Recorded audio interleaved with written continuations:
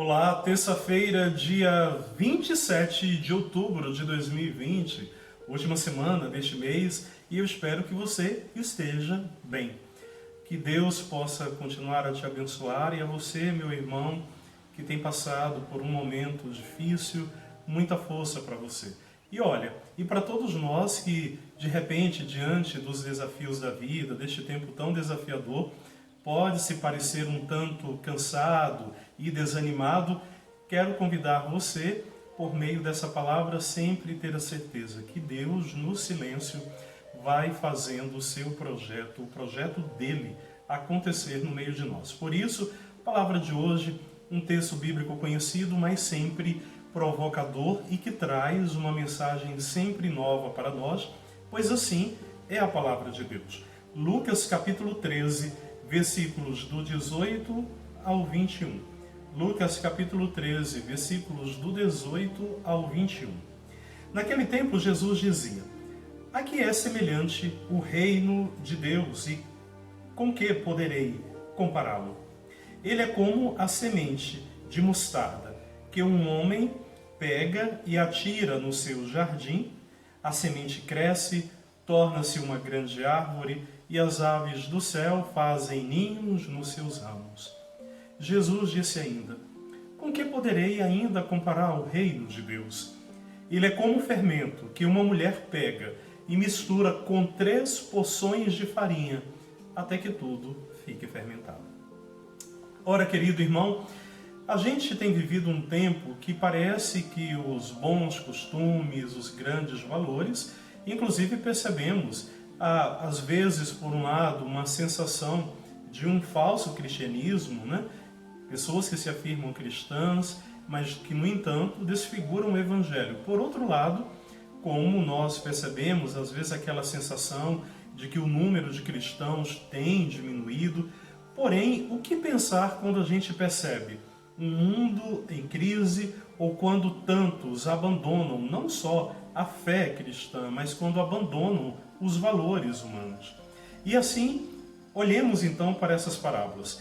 Em tais condições, uma leitura meramente quantitativa das duas parábolas, tanto da semente quanto do fermento, é uma lição de humildade e esperança. A tônica recai na força evolutiva do fermento evangélico na massa, com a condição de ser verdadeira semente evangélica. Ou seja, daí, consequentemente, que o exame a fazer deve ser qualitativo. Portanto, a nossa preocupação, mais do que pensarmos na quantidade, seja na qualidade daqueles que acolhem a palavra e que desejam viver essa palavra.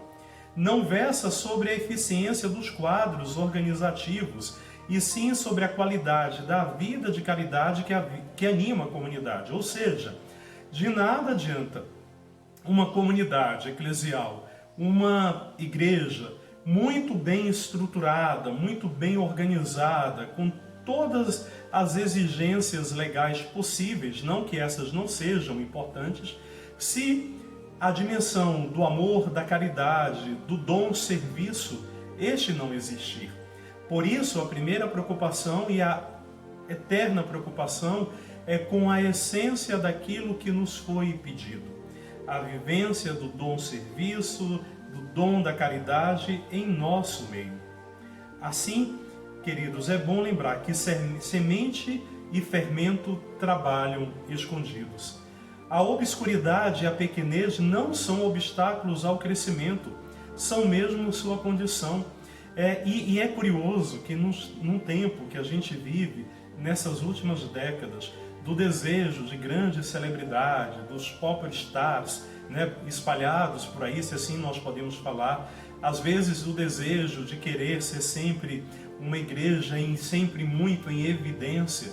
Lembremos, de acordo com essa palavra, semente e fermento trabalham na obscuridade, no silêncio, e isso não diminui a eficiência de ambos. A aventura da semente e do fermento é repleta de vicissitudes. Nos diz, inclusive, a Gaudium et Spes, no número 39. Na terra já está presente o reino, mas em mistério. Talvez certos acontecimentos possam constituir uma advertência para desenvolver e conservar a simplicidade, o entusiasmo e a autenticidade dos inícios. Talvez os tempos que a gente vive, quando falamos de determinadas crises da fé, crises da sociedade, crises da religião, talvez, acredito, irmãos, olhando para o lado positivo, que talvez seja tempo da gente voltar para aquela simplicidade do início, onde mais do que nos preocuparmos com a quantidade e com as aparências, sobretudo no mundo das celebridades, como eu já disse, talvez seja tempo da gente recuperar a simplicidade evangélica, que no silêncio Deus age. E essa é uma verdade. Não é no grande barulho, nos grandes estrondos que nós vamos encontrar a manifestação de Deus. O reino é exatamente como uma semente, que lá no escuro, sem ninguém ver, faz a planta brotar.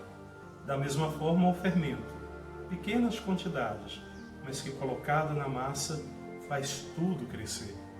Penso que seja tempo de recuperarmos a simplicidade e o silêncio da semente e do fermento, para que possamos ser fecundos e fazer o reino crescer no meio de nós. Paz e bem, até amanhã, se Deus quiser.